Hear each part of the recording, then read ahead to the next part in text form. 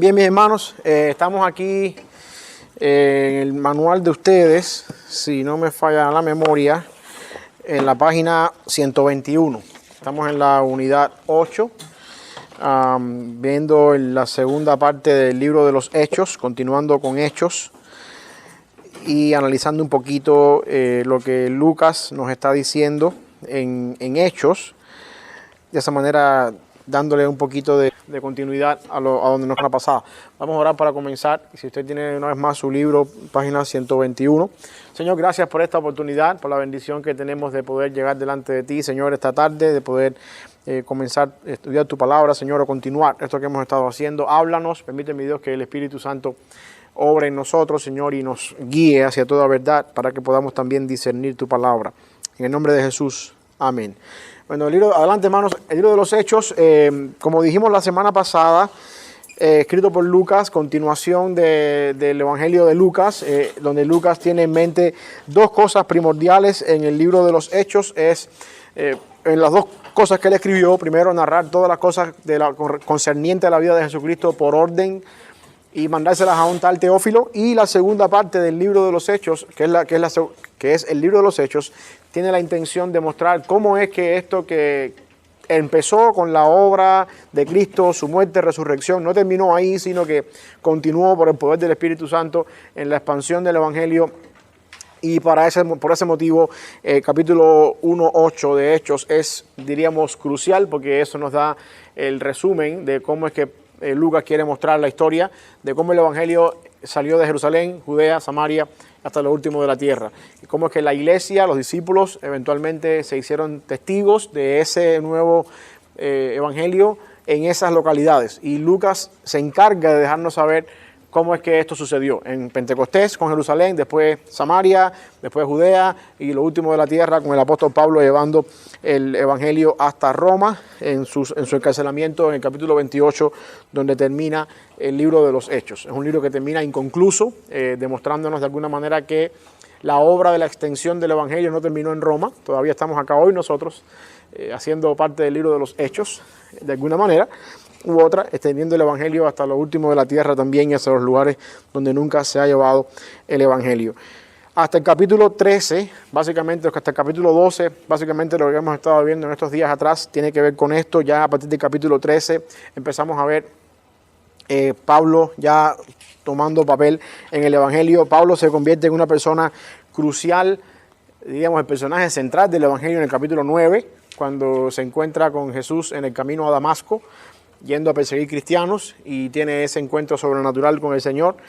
Y luego, después de eso, Ananías ora por él, recibe la vista y va él ¿a quién sabe, se acuerda dónde es que va? ¿Dónde pasa un tiempo él? 3 años. A ver si leyeron ahí. Arabia. Pasa un tiempo en Arabia compartiendo el Evangelio, o sea, aprendiendo el Evangelio, y luego después de eso, van a la iglesia donde son llamados él y Bernabé para la obra del ministerio, y ahí se convierte Pablo en un personaje central en los viajes misioneros. Y Lucas se incluye en muchas de las narraciones porque Lucas es parte del equipo que viaja con Pablo. Así que vamos a estar viendo un poquito algunas cosas que tienen que ver ahí en el día 1, página 122 del libro de ustedes, lo que narra la conversión del apóstol Pablo. Aproximadamente entre el año 29 y el año 63, Hechos abarca este periodo de acontecimiento, teniendo en cuenta que Jesús nació en el -4, por lo tanto no murió en el 33, sino 4 años antes. Alguien hizo una cuenta mal ahí. En ese son los periodos de tiempo que abarca.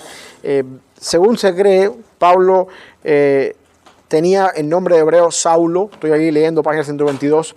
Había nacido en Tarso. Tarso era una ciudad libre y leal del Imperio Romano, lo cual le hacía a Pablo ciudadano romano por nacimiento.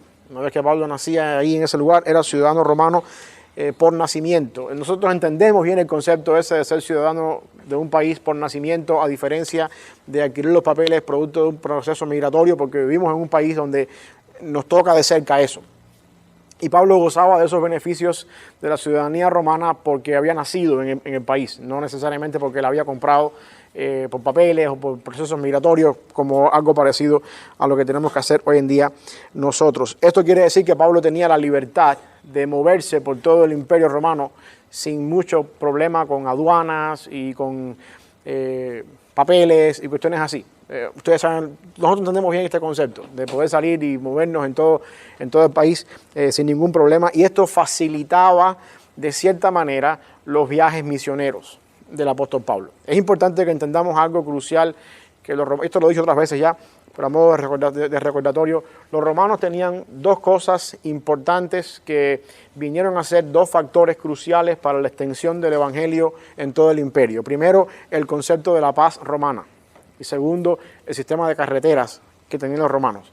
Una cosa llevaba a la otra. Los romanos eran personas que mantenían la paz a toda costa en el imperio. Ellos sabían que mientras hubiera paz, no había revueltas. Mientras hubiera paz, se mantenía orden y por lo tanto no se levantaba una revuelta, y eso facilitaba la vida en el imperio y hacía más fácil la vida para las autoridades y hacía más fácil la vida para los ciudadanos. Por lo tanto, cuando había una revuelta, los romanos eran fuertes en derribar esa revuelta.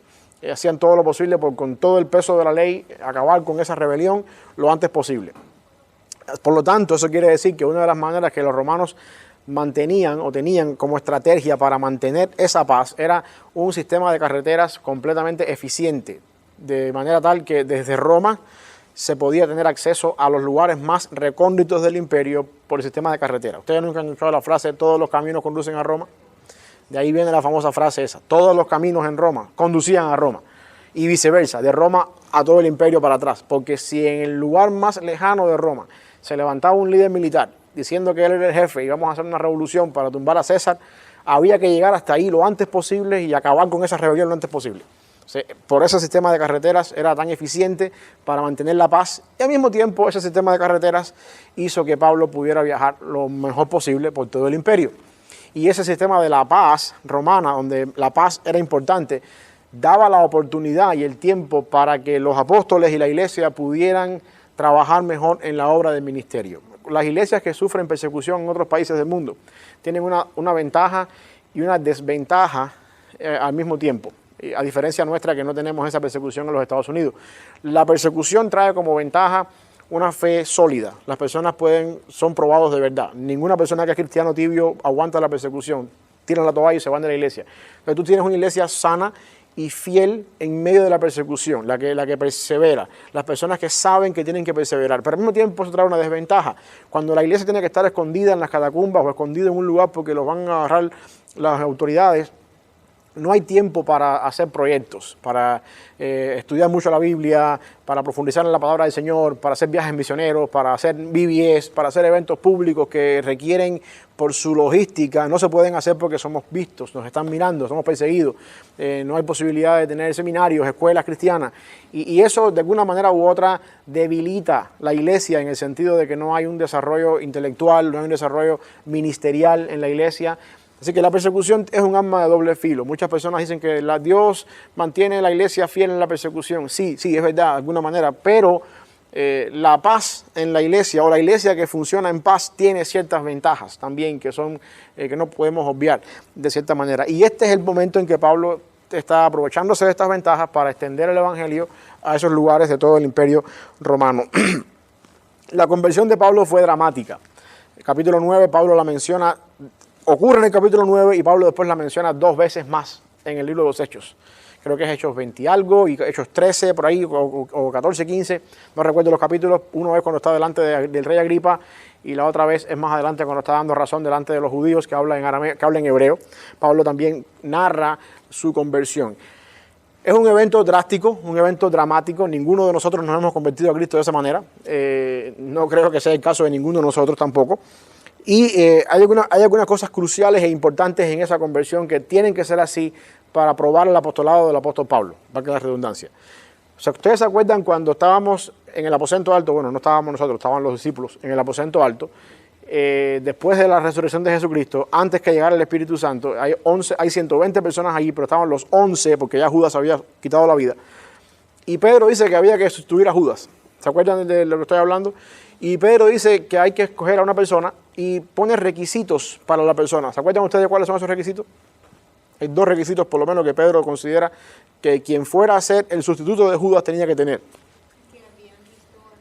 Estaba presente desde el bautismo de Jesús hasta la resurrección, o sea, presente en todo el ministerio de Jesús. ¿Y el otro? ¿Más se acuerda? De la resurrección, básicamente más que todo. Tenía que haber estado en todo el ministerio de Jesús y testigo de la resurrección, que era el milagro más importante que ellos querían renombrar. Y sale Matías ahí en esa elección cuando eligen a esa persona. Ahora, el apóstol Pablo, en esta conversión del apóstol Pablo se ven las dos cosas. Pablo, por la edad que tenía, se entiende que estaba presente, vivió, era contemporáneo con Jesucristo. Así que él pudo haber vivido y conocer de cerca, quizás no como un discípulo cercano de Jesucristo. No tenemos la vida de Pablo hasta antes de que sabemos que es un perseguidor de la iglesia. No sabemos qué hacía él, solo sabemos que es un fariseo, solo sabemos que es un maestro de la ley, instruido a los pies de Gamaliel, uno de los mejores maestros de la ley y fariseos en el tiempo bíblico. Pero por la edad que tiene el apóstol Pablo es contemporáneo con Cristo. Así que es más o menos de la misma edad de Cristo. Quiere decir que vivió contemporáneo de todo lo que pasó con Cristo. A la carta de los Corintios, cuando habla de la resurrección, Pablo dice, muchos de las personas Corintios o tesalonicenses, no recuerdo, creo que es tesalonicenses, le dice, algunos de las personas que vieron la resurrección todavía están vivos. De alguna forma, Pablo está consciente que él es parte de un grupo de personas que estaba vivo en ese momento. Y la otra parte importante, testigo de la resurrección, en Hechos 9, Pablo se encuentra cara a cara con Cristo resucitado. Así que la forma dramática de la conversión de Pablo, provista por supuesto por Dios a través del Espíritu Santo, es una prueba para demostrar que Pablo cumple con los requisitos del apostolado que se requieren de la persona que iba a ser apóstol. Y de esa manera justificar de cierta forma que Pablo es parte de los discípulos. Pablo venía en una misión completamente opuesta al Evangelio y al final del día se encontró con el Señor y la conversión fue totalmente dramática. Una vez más mostrando lo que Dios puede hacer en su poder. No hay nadie, por muy malo que sea, que Dios no pueda cambiar de cierta forma en su vida. Pablo queda ciego ahí por 3 días. Ustedes saben la historia. Entra a la ciudad, Ananías va, ora por él, recibe la vista, Pablo es bautizado, pasa tiempo conociendo la palabra del Señor y después empieza un ministerio en los judíos, en las sinagogas. Donde quiera que Pablo llegaba, iba a la sinagoga. Y lo que hacía Pablo en su ministerio era conectar el Antiguo Testamento, que si uno lo lee hasta Malaquías, que es el último libro, queda inconcluso, que queda con la expectativa de un Mesías que va a venir, queda con la expectativa de las raíces de David que va a florecer y que no ha llegado. Y Pablo lo que hace es, en su mensaje de predicación, conectar ese mensaje del Antiguo Testamento inconcluso y diciendo Cristo es el cumplimiento de eso. Por supuesto, a los judíos esto no les cae bien, porque ¿cómo es posible que el Mesías judío muere crucificado por manos de los romanos cuando debería ser al revés? Debería ser el Mesías el que lleve una conquista, una liberación y destrone a los romanos. Esto a los judíos no les cae bien y eventualmente cómo es que un hombre se hace Dios y Pablo encuentra oposición en el mismo judaísmo hasta que eventualmente dice, bueno, pues ¿saben qué? Hasta aquí llegamos con ustedes, me voy para los gentiles. Y empieza su ministerio con los gentiles. Aún así, en cada ciudad que Pablo llegaba, el modus operandi de Pablo era primero en las sinagogas y después predicaba en otros lugares hasta que había algún convertido. Muchos judíos creían, pero no todos creían. En realidad Pablo encontraba más oposición por parte de los judíos que por parte de los que no eran judíos. Así que esa es un poquito la conversión del apóstol Pablo. En el día 1, es interesante también notar que Pablo tenía una mala fama ante los cristianos. Obviamente, este es el perseguidor, el que nos está matando, el que estaba ahí cuando mataron a Esteban y consintiendo con la muerte de Esteban. Y de buenas a primeras ahora cambia la fe, es uno de nosotros. ¿Y por qué? ¿Cómo no estamos seguros de que esto no es una estrategia para infiltrarse entre nosotros y saber quiénes somos y llevarnos cautivos? Ese fue el temor de los primeros cristianos en ese momento.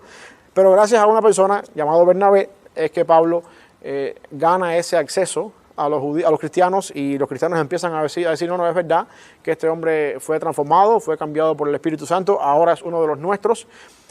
Ese Bernabé es crucial en la vida y ministerio de Pablo porque es quien le da la entrada a la iglesia. Y entiéndase por la iglesia acá, en la comunidad de creyentes, no necesariamente la iglesia en un lugar específico, sino la comunidad de creyentes. Al punto de que se convierte en uno de los líderes más grandes de la iglesia del primer siglo. Entiendan esto.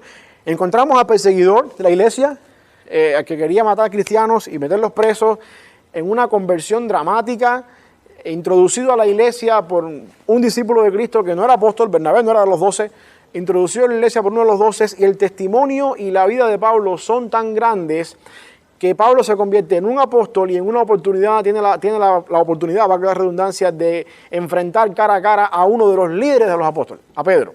Porque Pedro estaba actuando un poquito hipócrita en el contexto en el que está moviéndose, y Pablo llega ahí y lo confronta cara a cara. Y al mismo tiempo es interesante que notemos algo también cuando en la conversión de Pablo, en Hechos 9, cuando Dios llama a Ananías por el Espíritu Santo y le dice que vaya a una calle que se llama a la derecha, que ahí hay un hombre que se llama Pablo y está orando y que tiene que orar por él, Ananías automáticamente dice, hey, espérate, todos sabemos quién es Pablo. Estamos hablando del mismo Pablo, Señor, Pablo de Tarso, todos sabemos quién es Pablo. Este hombre, todo el mundo, y Cristo dice algo interesante.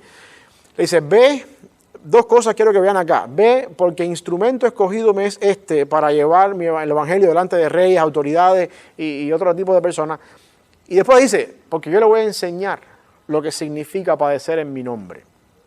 Hay dos cosas que yo quiero llamar la atención con respecto a eso. Primero, ¿por qué ustedes piensan que Pablo era un instrumento escogido delante del Señor para estas cosas? Para ir delante de reyes y de autoridades y cosas así. ¿Qué había en Pablo que ustedes creen que Dios puede decir, bueno, esta persona la voy a usar para eso? Y a ver, díganme ustedes. Hablaba varios idiomas. ¿Qué más? Era ciudadano romano. Era ciudadano romano. Tenía conocimiento de la Biblia. Buena. Dominaba idiomas. Esa es buena. Una experiencia de conversión. Esa es buena. Yo creo que Pablo tenía un conocimiento bíblico que sobrepasaba al de pescadores, cobradores de impuestos, que eran el resto de los discípulos. O sea, todo eso que ustedes dicen funcionan, pero vean esto. Pablo está diciendo, Dios está diciéndole a Ananías, yo voy a llevar el evangelio a través de este hombre a un sector de la población donde un pescador no llega. Reyes, autoridades y cosas así. O sea, no me malinterpreten ahora. Todos acá somos simplemente obreros y trabajamos en nuestros trabajos. Ninguno de nosotros tiene la autoridad para ir a la Casa Blanca y hablar con Biden y presentarse ahí, siéntate ahí, te voy a aplicar el evangelio. Ninguno lo puede hacer. O sea, se necesita una persona, no un cualquiera. Puede entrar a la Casa Blanca o a cualquier consejo de Estado, cualquier casa de un presidente y sentarse con el presidente y decirle, mira, tú eres un pecador por esto, por esto, por esto, por esto, por esto. Y automáticamente el presidente dice, ¿y este quién es? El pescador de Arimatea. Dale para allá. Hablamos otro día. Sáquenme este hombre de aquí. Yo creo que no nos malinterpretemos acá. Pablo tenía esa capacidad, porque había sido instruido delante de una persona que era famosa en el tiempo, de uno de los mejores fariseos en cuanto a la ley, conocedores de la ley en su tiempo, y había adquirido ciertas destrezas y ciertas capacidades en su conocimiento bíblico que solamente iban por el mal camino. A Pablo lo que hacía falta era, Pablo, por ahí no es, por aquí. Todo lo que tú entiendes, pero por aquí. Y eso fue lo que Dios utilizó. Y la otra cosa importante que me llama la atención cuando Dios llamó a Pablo fue la parte donde le dice a Ananías, yo le voy a enseñar a este hombre lo que significa padecer en mi nombre. Antes de que Pablo fuera llamado por Dios, Pablo consentía con la muerte de Esteban. Pablo consentía con los cristianos que había que perseguirlos. Y hermano, déjenme decirle algo, esos cristianos oraban por su seguridad, por su paz, porque pudieran vivir tranquilos. La familia de Esteban sufrió la muerte de Esteban mientras Esteban estaba siendo apedreado ahí. Me imagino que la familia de Esteban estaba sufriendo ese martirio y Pablo estaba ahí consintiendo con la muerte de Esteban. El punto donde quiero llegar con esto es el siguiente. Dios no se olvida de nuestras oraciones. Y Dios hace cumplir sus oraciones. Y la venganza del Señor es mucho mejor que la venganza nuestra. Si Pablo era en medio que estaba usando a Satanás en su ignorancia para matar cristianos y para perseguir la iglesia, ahora Dios le está dando un poco de su propia medicina. Te voy a dar lo que tú mismo hiciste. Él estaba ahí viendo cómo apedreaban a Esteban y consentía con eso. Pues le tocó ser apedreado 2 veces. No lo mataron, pero pasó por eso 2 veces. De alguna forma, todo lo que él quería hacer con la iglesia le tocó sufrirlo a él. La venganza del Señor es buena. Dios se encarga de hacer justicia a las oraciones de aquellas personas que en otro tiempo oraban para que Pablo no fuera un estorbo, para que Dios quitara en medio del apóstol Pablo, a quien en aquel entonces no era apóstol todavía. Pero eso era algo que quiero que ustedes entiendan con respecto a la vida de Pablo. Y se convierte, por supuesto, en un líder. 13 de las cartas que tenemos en el Nuevo Testamento son cartas hechas por Pablo. El mismo Pedro, uno de los 12 y quien entendemos que se convierte en el pilar de los apóstoles después de la resurrección, en un momento de sus cartas, segunda carta de Pedro, dice, el apóstol Pablo escribe cosas que a la mente humana le cuesta trabajo entender y que los indultos tuercen. O sea que el apóstol Pedro está consciente de que Pablo está a otro nivel. Y Dios usa eso. Con eso estoy diciendo indirectamente que la teología y el conocimiento bíblico no es pecado. Es una herramienta que Dios puede usar para su gloria. Y que nosotros tenemos que hacer todo lo posible no por adquirirla para el simple hecho de ser mejores que otras personas, sino por el simple hecho de adquirirla para ser una herramienta instruida y usada por Dios para su gloria. Así que eso no está mal, no es pecado. Pensar que la teología es mala porque te vuelve una persona arrogante o porque te vuelve una persona prepotente, orgullosa, que te crees cosas, es como decir, yo no le voy a dar a mi hijo comida porque entonces va a aumentar de peso. Tú sabes que tiene que comer. Tú sabes que tiene que haber de alguna manera un límite. Tú sabes que tiene que haber eso así. Y pasa igual con la teología. Si yo te estoy enseñando teología y tú aprendes un poquito de teología y te piensas que eres mejor que el otro hermano, el problema no es la teología que tú estás aprendiendo, el problema eres tú, que tienes un problema en tu corazón muy grande. La teología no es mala, nunca es mala. Al contrario, a nosotros se nos manda en la Biblia a conocer la palabra del Señor para poder dar razón de la fe que creemos cuando se nos pregunte de esa fe. Y yo soy de los que creo, de hecho estoy trabajando en eso ahora, en un escrito ahí, que nuestra fe es una fe intelectual, que nuestra fe es una fe que requiere poner la mente a trabajar. Y hay muchas partes en la Biblia donde uno encuentra que la fe en el ser humano adquiere mejor beneficio cuando el intelecto entra. Hay muchos lugares en la Biblia que uno puede entender eso. Pablo habla en Romanos 12 de una fe que es un culto racional, raciocinio, intelecto. El apóstol Cristo habla, por supuesto, en la parábola de la semilla. Dice que la semilla que cae en el terreno bueno es la semilla que es la persona que escucha y entiende el evangelio.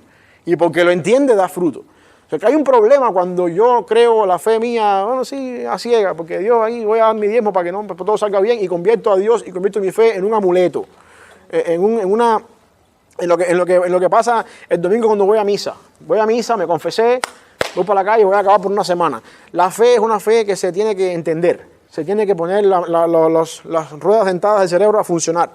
Y tenemos que llegar al punto de procesarla, de entenderla y aplicarla, porque esa es la única manera en la que da fruto en nuestra vida. Y Pablo era una persona así. Pablo era una persona que tenía la capacidad de trabajar así, de actuar así, de predicar así, de enseñar así. De hecho, se paró en el Areópago delante de una filosofía de la época inmensamente grande y ahí pudo compartir el evangelio con personas que eran filósofos de su tiempo. Y pudo hablar con personas filósofos de su tiempo. Pudo hablar con personas estudiadas en su tiempo, al punto que Agripa dice, por poco me convences a ser cristiano. No se convenció, pero los argumentos que estaba dando Pablo y lo que estaba diciendo Pablo pusieron a pensar a aquel hombre que dice, por poco me convences a ser cristiano. Así que yo creo que de alguna forma eso es parte de nuestra responsabilidad también. Tenemos que entender y procesar en nuestra mente lo que creemos o lo que decimos que creemos, porque esa es la única manera que eso da fruto en nuestra vida. Okay, día 2. ¿Alguna pregunta hasta acá? ¿Algún comentario? No, hablando Sí, ese me vive en un mundo multicultural, eso es algo importante también. ¿You see? Ok, sí, eso es algo importante. Pablo, Gamaliel fue una persona importante en Hechos capítulo 5, creo que es cuando se para ahí y le dice al concilio, hey, tengan cuidado con esta gente, no voy a hacer que esto sea de Dios y ustedes estén fajándose con Dios. Ahí se menciona a Gamaliel como uno de los judíos que todo el mundo respetaba, que su palabra era una autoridad, y Pablo, por tener la credencial de estudiar bajo los pies de Gamaliel, no era cualquiera, había un tipo de influencia ahí. Bueno, el Evangelio, en el día 2, el Evangelio ya saliendo un poquito de las fronteras del judaísmo y entrando ahora lo que es en el mundo gentil. Acuérdense una vez más que le está diciendo que el libro de los Hechos es un periodo transicional, tenemos que verlo así, un periodo donde estamos saliendo del Antiguo Testamento y entrando en la era de la iglesia, en la era del Nuevo Testamento. Los mismos discípulos, los apóstoles, están empezando a batallar con qué hacemos con este hombre que nunca se circuncidó, que toda la vida fue pagano, gentil, griego, y ahora dice que cree en Cristo, pero el Cristo que nosotros creemos es Jesús de Nazaret, que es judío de nacimiento y viene de un linaje judío. ¿Cómo hacemos a este pagano parte del Evangelio? Hoy en día eso es fácil para entenderlo nosotros. Cree en Cristo, bautízate, sé miembro de una iglesia y eres cristiano. Y todo lo entendemos. Pero al principio, en Hechos, eso era un problema para los judíos que se resolvió en el capítulo 15 de Hechos en el Concilio de Jerusalén. Todavía no había eso. Y por lo tanto los discípulos necesitaban de alguna forma una confirmación de parte del Señor que les diera la seguridad de que estas personas que venían de otros países, de otros contextos paganos, eran también llamados y salvados por el Espíritu Santo. Y por esa función, o para esa función, una de las cosas que Dios usó fue la lengua. Cada vez que el Espíritu llegaba o la conversión llegaba a un mundo gentil, la manifestación visible era que hablaban en lengua a las personas y esto servía como señal para los discípulos. Aquí también llegó el Espíritu Santo. Eso, la semana pasada hablé que en el periodo transicional de los Hechos fue el medio que Dios usó para eso. Después, cuando los discípulos entendieron que el Espíritu Santo viene, según Pablo en Efesios 1:13, una vez que creímos y recibimos el Evangelio, somos sellados por el Espíritu. La manifestación del don de lengua no es algo que hace falta hoy en día más. De hecho, usted no lo ve más en todo lo que sigue después en el Antiguo Testamento. Cuando se habla de la lengua, nunca está conectado con el acto de la conversión de una persona. Está conectado con un don, y ya de eso hablamos la semana pasada, pero no tiene que ser un don porque ahora ¿cómo yo sé que tú eres salvo? Porque yo hablo lengua. No, eso no es así. ¿Cómo yo sé que tú eres salvo? Porque tú cambias tu vida y tú transformas tu vida por el Espíritu Santo. ¿Ok? Así que eso es algo importante que vemos acá y quiero que ustedes marquen eso, porque lo que quiero que veamos aquí es que esta fue la manifestación que los discípulos apóstoles entendieron o vieron como una señal divina de que el Evangelio también había llegado a estas personas en un tiempo transicional donde ellos no sabían lo que estaba pasando. ¿Ok? En Hechos capítulo 10 dice que aquí encontramos el contexto en el que el Evangelio llega a los gentiles a través de lo que pasa con Pedro, en casa de Cornelio. En casa de Cornelio, Pedro estaba en casa de un tal Simón el curtidor en Jope. Ustedes se acuerdan lo que pasó ahí, el lienzo que desciende del cielo lleno de animales inmundos, que no podían los judíos comer, y la voz del cielo mata y come. Y Pedro, yo nunca he comido lo que es inmundo. Eso pasó 3 veces y automáticamente después de la tercera vez tocan la puerta de la casa y dice, aquí vive Pedro, sí está aquí. Bueno, pues Cornelio lo está mandando a buscar. Y automáticamente Pedro entendió, esto es lo que quiere decir. Los gentiles son la representación de esos animales inmundos que bajaron en el lienzo, a quienes también estaba Pedro supuesto a compartir con ellos, a compartir el Evangelio con ellos, y él automáticamente entendió que eso era lo que estaba sucediendo ahí en ese momento oportuno. No llames inmundo a lo que yo he hecho limpio, decía la voz del cielo. Por lo tanto, Pedro entendió por eso que Dios lo estaba enviando a casa de Cornelio. Cornelio era un centurión romano, obviamente no judío, que tenía cierta afinidad con la fe cristiana, la fe judía, y cuando llegó Pedro a casa de Cornelio, pues ahí automáticamente todos creyeron. Es interesante el versículo 10, versículo 10 de Hechos. Ustedes voy a llegar ahí un momentito para que marquen esas palabras de Cornelio. Okay.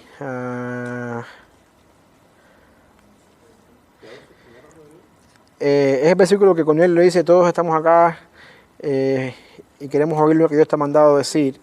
Del 24 en adelante. O del 34 en adelante, me parece. No. Ok, 33, 10:33. Es importante. Este es Cornelio hablando con Pedro. Le dice, así que luego envié por ti y tú has hecho bien en venir. Ahora pues, todos nosotros estamos aquí en la presencia de Dios para oír todo lo que Dios te ha mandado. Hermano, si usted no entiende que eso es una persona donde el Espíritu está orando, yo no entiendo qué usted más quiere. Eso es una persona que está receptiva al Evangelio, que estamos aquí en presencia de Dios, envié a mandar por ti porque sabemos que tú eres un hombre de Dios, háblanos todo lo que Dios te ha mandado decir. O sea, si eso no es para ustedes una convicción de que alguien está siendo usado por Dios, imagínense que usted está en su casa ahora y viene el vecino suyo, toca la puerta y le dice, mira, ayer yo tuve un problema en mi vida, por poco casi tuve un accidente en la autopista y me mato, y yo creo que estoy mal con Dios. Yo sé que tú vas a la iglesia el domingo, hazme el favor, háblame todo lo que tú crees, porque yo también quiero creer.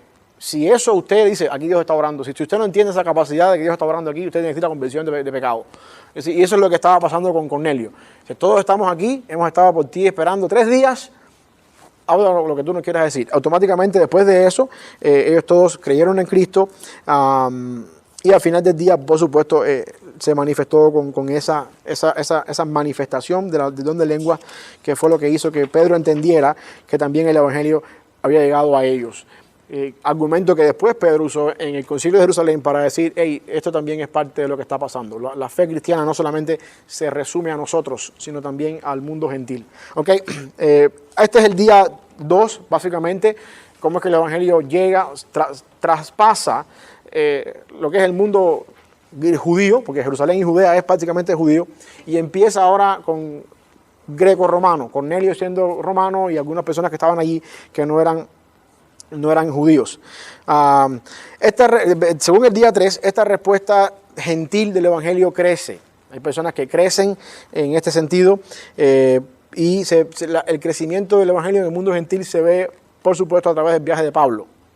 Contemporáneo con esto, mientras Pedro está ahí en Judea, en Jerusalén, tiene esta experiencia con Cornelio ahora, mientras eso está sucediendo en el mundo del apóstol Pedro, Pablo está en su primer viaje misionero. Pablo está expandiendo el Evangelio. Por otro lado, este primer viaje está en los capítulos 13 y 14 de Hechos. Si ustedes tienen una Biblia que tiene al final mapas donde se ilustran algunas cosas, ustedes pueden ver que uno de esos mapas es los viajes misioneros del apóstol Pablo. ¿No lo pueden ver por ahí? Sí. Ok. Esos viajes misioneros del apóstol Pablo, no sé, en mi Biblia el primer viaje está marcado en negro. No sé en qué color lo tienen ustedes ahí. Pero la idea es que ahí ustedes lo pueden ver porque narra las ciudades por donde Pablo fue, por donde Pablo empezó a compartir el Evangelio. Este primer viaje, ¿se acuerdan ustedes que fue con Bernabé? Y ahí también fue donde Juan Marcos se fue a mitad de camino.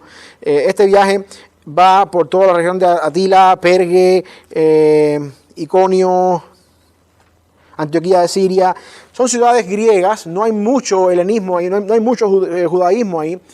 Son ciudades que tienen, por lo general, personas paganas. Hay cierta cantidad de judíos. Acuérdense que en el Pentecostés, cuando Pedro y los 120 salen del aposento alto y empiezan a predicar el Evangelio y hablan en lengua, las personas que están en Jerusalén en ese momento estaban ahí por la fiesta de Pentecostés, que eran personas que vivían en todas estas regiones, que eran judíos que habían salido de Jerusalén y de Israel y estaban viviendo en estas regiones, pero normalmente iban a adorar cuando había alguna fiesta importante a Jerusalén. Así que estas personas conocían de alguna manera el judaísmo. Los judíos que estaban aquí en estos lugares separados tenían sinagogas. Pablo de hecho predicaba en ellas. Y el judaísmo después del cautiverio babilónico, por decirlo de cierta manera, era muy diferente al judaísmo que encontramos en el Antiguo Testamento. Centrado en Israel, el templo de Jerusalén, los demás son paganos, los demás son inconversos. Después de Babilonia, después que el pueblo regresa de Babilonia, muchos se quedan, pero el judaísmo es un poco diferente. El centro de adoración sigue siendo Israel, Jerusalén, el templo. Ahí vamos a ir el día de la fiesta de expiación, el día que hay fiestas importantes, pero nosotros tenemos ahora nuestras iglesias o pequeñas localidades, sinagogas, en nuestras localidades donde vivimos. Por lo tanto, vamos a suponer que fuera de esta manera. Vamos a suponer que la iglesia central de la fe cristiana, que no es así, estuviera en Israel, en Jerusalén, ahí mismo donde Jesús nació. En Belén, donde Jesús nació, o en Jerusalén, donde Jesús murió, ahí está, vamos a poner la iglesia madre de la fe cristiana. Estamos aquí en Estados Unidos, Bellavista es parte de esa iglesia, aquí tenemos nuestro culto de adoración, pero solamente vamos a ir allá cuando es Navidad y cuando es Semana Santa, porque son las dos festividades más importantes que tenemos en la fe cristiana y por lo tanto se requiere que vayamos a adorar allá. Eso no es la forma en la que hacemos la iglesia hoy en día, pero así funcionaba el judaísmo en este primer siglo. El centro de adoración es Jerusalén, el templo, ahí está la adoración principal. Nuestra vida la llevamos normalmente en la sinagoga, se resume en la sinagoga. Por eso Pablo podía entrar a sinagogas donde quiera que iba. Por eso Pablo se encontraba con judíos, se encontraba con pastores de la sinagoga, entre comillas, que eran maestros, escribas, se encontraba con personas que eran líderes de sinagogas, porque alrededor de la sinagoga ocurría una pequeña iglesia en comparación con lo que pasaba en el templo de Jerusalén. Y Pablo entendía muy bien esto. Así que esa es la razón por la que en este contexto Pablo entra a ciudades donde hay cierto judaísmo, pero la ciudad, por lo general, no es una ciudad judía. Sencillamente en esta ciudad viven algunos judíos y ellos tienen su lugar de adoración ahí que se llama sinagoga.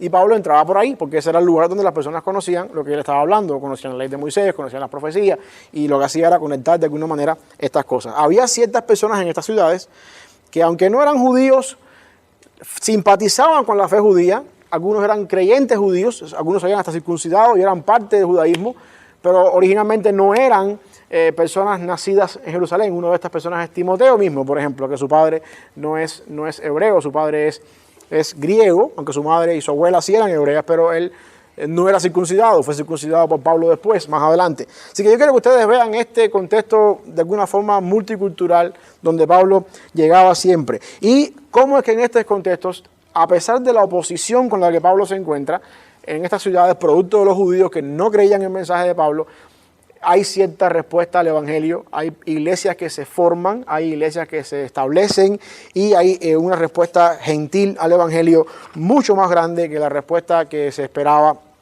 o que no se esperaba dentro del mundo judío. Así que yo quiero que entiendan eso. El hecho de que el Evangelio fue recibido a gran escala por los judíos, por los gentiles, perdón, es una señal de que Dios está haciendo algo aquí. Aquí está pasando algo de parte del Señor y tenemos que arreglar esto. Que esta fue la pregunta que se trajo a coalición en el Concilio de Jerusalén. Si el Evangelio es para los judíos nada más, ¿cómo explicamos lo que está pasando con Cornelio? Lo que ha pasado con todos los viajes que Pablo ha estado haciendo, en todas las ciudades donde Pablo ha ido. ¿Qué hacemos con todo esto? ¿Ok? Entonces eso es más o menos es la esencia del primer viaje misionero del apóstol Pablo. Este libro nos muestra a nosotros un poquito la paralelidad, si existe el nombre ese, el paralelismo que hay entre lo que está pasando con Pedro en el mundo gentil, en este contexto con Cornelio, y lo que Dios ya estaba haciendo a través de Pablo en el primer viaje misionero y después eventualmente en el segundo y el tercer viaje misionero. El segundo viaje de misionero de Pablo, estoy en el día 4, se extiende desde el capítulo 15 hasta el capítulo 18. Pablo empezó este viaje misionero llevándose a Silas como su compañero. ¿Se acuerdan que ya había habido una división entre Pablo y Bernabé por culpa de nada más y nada menos que el autor del segundo evangelio, Juan Marcos, quien para ese momento era un niño inmaduro, joven que no aguantaba los embates del ministerio, tiró la toalla a mitad de camino y se regresó? Y Pablo dice, las ofrendas de las hermanas en la iglesia y la Junta Misionera International Mission Board no da para estar aguantando un flojo. No lo llevamos. Y Bernabé, a esa hora, no, pero imagínate, Pablo, todo el mundo puede cometer errores. Acuérdate que tú también eras un perseguidor de la iglesia, mira, Dios te cambió la vida. No lo llevamos, no me vas a convencer. Bueno, pues tú por tu lado, yo por el mío. Y entonces se fue Bernabé con Juan Marcos y Pablo se llevó a Silas. Lo estoy parafraseando, no necesariamente fue así, pero sí hubo una separación entre ambos. Entonces este segundo viaje de Pablo con Silas, Se salvaron los chipriotas. sí, Bernabé se fue con Marcos para Chipre. Por eso no hubieran a lo mejor ido tan... Sí. El evangelio se expandió en 2 direcciones. Déjenme decir algo con respecto a eso, porque eso es algo que a veces uno escucha en el mundo evangélico. ¿Qué pasó aquí? Hermano, déjenme decirle algo. En el mundo cristiano es normal las discrepancias. Entiendan esto. Es normal las discrepancias. En el liderazgo de una iglesia, en el liderazgo de una obra, es normal. Y cuando la discrepancia llega a ese nivel, bueno, no podemos trabajar juntos. Tú por tu lado, yo por el mío. Ahora, el problema no está ahí. El problema está cuando Pablo está con Silas aquí diciendo, no le hagan caso a Bernabé, que es un sinvergüenza por allá. El problema está, y cuando Bernabé está por allá, Pablo es un falso, porque fíjese que no hace. El problema está cuando hay chismes por detrás y comentarios por detrás. Está bien que no podemos trabajar juntos así, no nos llevamos bien, tenemos que dividirnos, pero seguimos siendo hermanos en la fe y seguimos reconociendo y afirmando cada cual el ministerio de cada uno. Y eso es lo que yo creo que de alguna manera Dios usó esa división, sana división, por decirlo de alguna manera, para tener ahora 2 agencias misioneras. En este caso, Pablo y Silas por un lado y Bernabé y Juan Marcos por el otro. Que después eventualmente vamos a darnos cuenta que se hacen una sola porque todos se unen al final después. Pablo dice después a Timoteo, tráeme a Marcos, que en otro tiempo no era útil, nos hizo esto, pero ahora ha cambiado y uno puede ver una restauración y una aceptación en el equipo ahí. Pablo viajó por las mismas ciudades de Asia Menor que había estado en el primer viaje: Antioquía, Iconio, Listra, Derbe. Pablo después avanzó hasta Troas. También en la Biblia ustedes al final pueden encontrar ese mapa, o en el mapa de los viajes de Pablo, el segundo mapa. A Troas, las regiones de Misia, ahí recibió el llamamiento para atravesar el mar Egeo, para servir en la región de Macedonia. Por primera vez, cuando llegan a Macedonia, por primera vez Pablo está ahora en territorio europeo. Esto es importante. Ya Pablo, el evangelio empieza a entrar en Europa a través de la visión del varón macedonio. Y la primera persona que se convierte en Europa, ¿saben quién es? Una mujer. ¿Saben quién es? Lidia, la vendedora de púrpura. Así que vean cómo es que el evangelio entra en Europa bien temprano, ahí en Macedonia. Esto marcó un paso importante porque, bueno, ya vi Europa. Después de eso, Pablo se detuvo en algunas ciudades importantes de Macedonia, Filipos, Tesalónica. Allá hay 2 iglesias en el Nuevo Testamento, 2 cartas. Brevemente, Berea. En Berea los hermanos tenían una capacidad importantísima. Cuando Pablo predicaban, venían a la Biblia a ver si es verdad lo que Pablo estaba diciendo con la palabra del Señor. Ojalá todos fuéramos como los de Berea.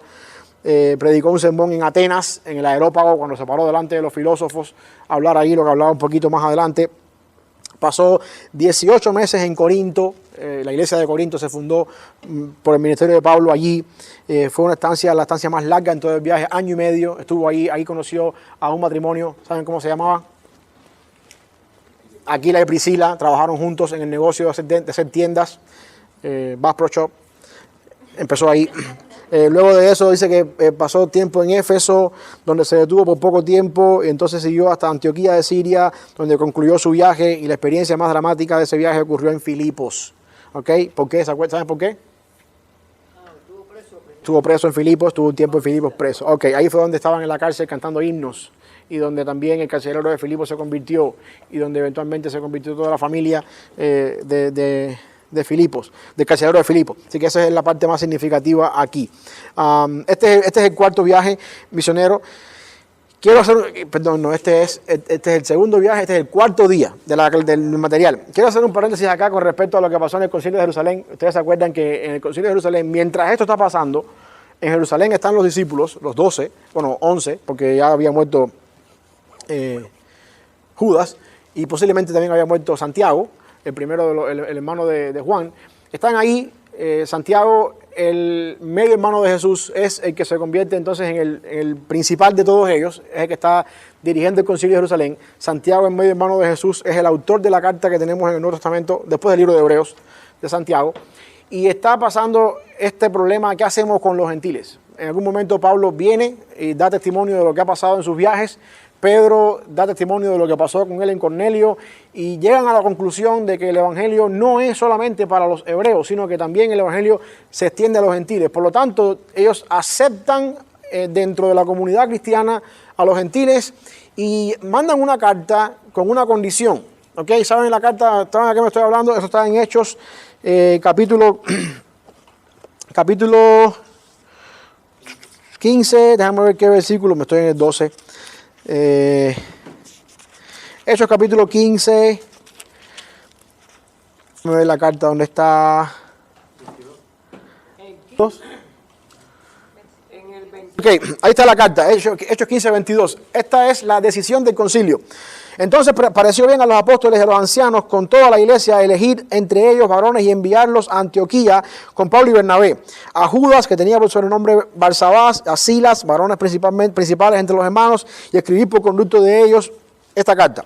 Los apóstoles y los ancianos y los hermanos, a los hermanos de entre los gentiles que están en Antioquía, en Siria, en Cilicia, salud. O sea, los judíos a los hermanos, importante que le llaman hermanos, que están en estas ciudades que no son cristianas o no son judías, salud. Por cuanto hemos oído que algunos han salido de nosotros, a los cuales no dimos orden, os han inquietado con palabras, perturbando vuestras almas, mandando circuncidaros y guardar la ley. Esto es lo que estaban exigiendo de ellos. Nos ha parecido bien, habiendo llegado a un acuerdo, elegir varones y enviarlos a vosotros con nuestros amados Bernabé y Pablo, hombres que han expuesto su vida por el nombre de nuestro Señor Jesucristo. Así que enviamos a Judas y Silas, los cuales también de palabras os harán saber lo mismo. Porque ha parecido bien al Espíritu Santo y a nosotros no imponernos ninguna carga más que estas cosas necesarias. O sea, no hay que cumplir la ley, no hay que circuncidarse. Sencillamente hagan esto: que se abstengan de los sacrificados a los ídolos, de sangre, de ahogado y de fornicación, de las cuales cosas si os guardáis, bien haréis, pasarlo bien. O sea, la única cosa que están pidiendo ellos como requisito en la fe cristiana es que se abstengan de sacrificados de los ídolos, de sangre, de ahogado y de fornicación. Quiero que veamos básicamente rapidito estas 4. Primeramente, sacrificado de los ídolos, sangre, ahogado y fornicación. Fornicación la descartamos automáticamente porque sabemos que eso es completamente pecado desde el punto de vista bíblico. ¿Ok? Pero ¿qué pasa con las 3 anteriores? Sacrificado de los ídolos, sangre y ahogado. ¿Cuál es el problema aquí? ¿Alguien sabe? Entonces Pablo específicamente no tenía problema con comer esa carne. Esa es un problema de mantener una iglesia pura donde podamos voy a usar otra vez el término, mantener una paz y sobrellevar las debilidades del más débil. Pablo dice, para mí no hay ningún problema con una carne sacrificada a los ídolos, a mí no me interesa eso, yo me como el bistec y no importa de dónde haya venido.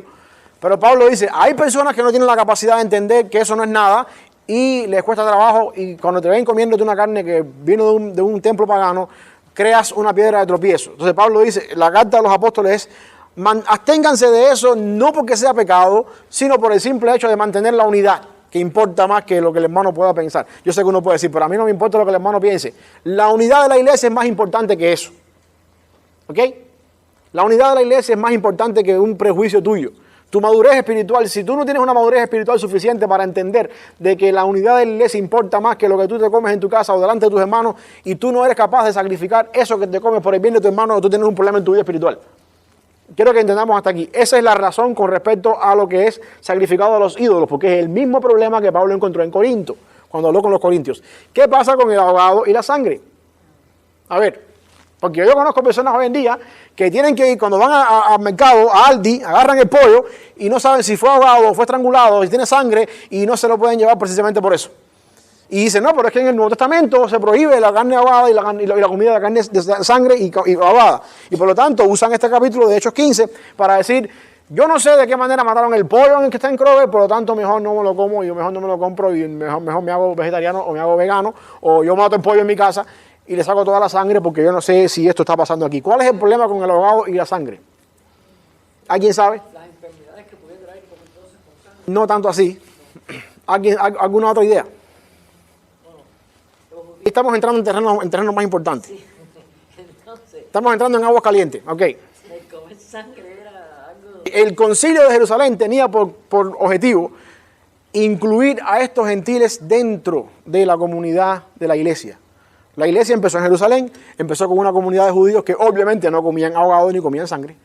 Y por lo tanto, los judíos, cuando iban ahora a compartir con unos hermanos en la fe, a convivir con unos hermanos en la fe, llegaban a la casa del hermano en la fe, que no es judío, que es griego, que no le importa para nada cómo mataron el pollo, encuentran un problema porque hay sangre o porque viste está medium y hay sangre y no me lo puedo comer así y tenemos que resolver el problema de alguna manera.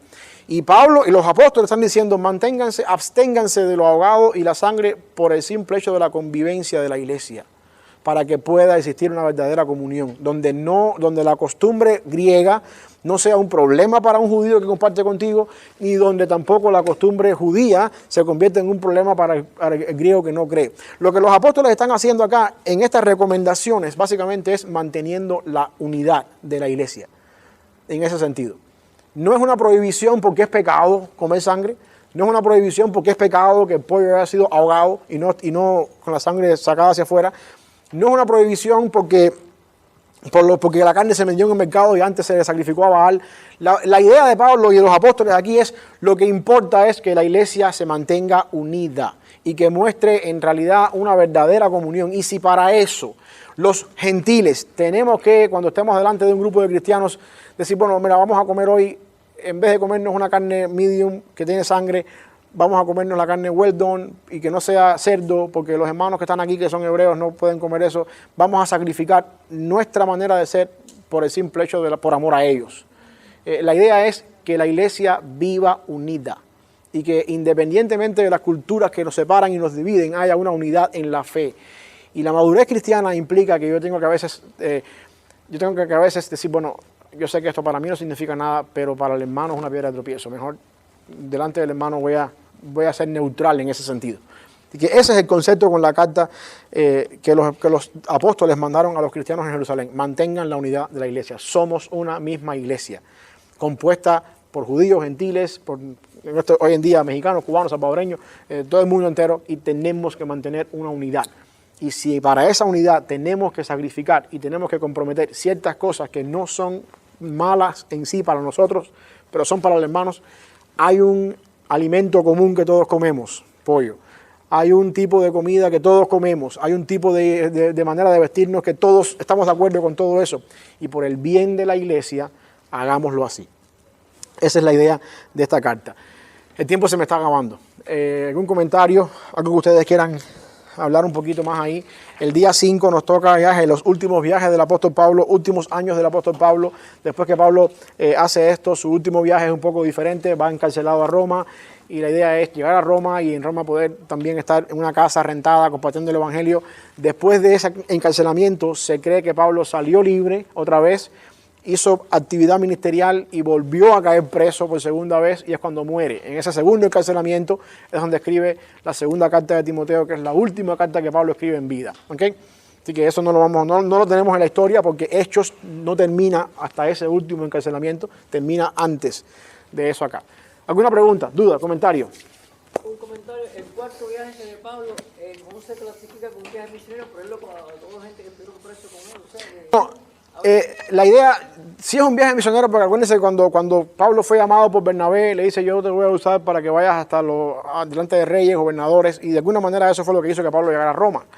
Fue el medio que Dios utilizó, fue un viaje peculiar en el sentido de que Pablo estaba encarcelado ahí con un soldado romano, pero hubo actividad misionera en el barco, en la isla de Malta, en todas partes. Así que en cuanto al propósito por el cual Dios llamó a Pablo, es en sí un viaje misionero. No con la peculiaridad de los anteriores, pero sí lo es. ¿Algo más? Vamos a orar para terminar. ¿Quién nos quiere despedir en oración?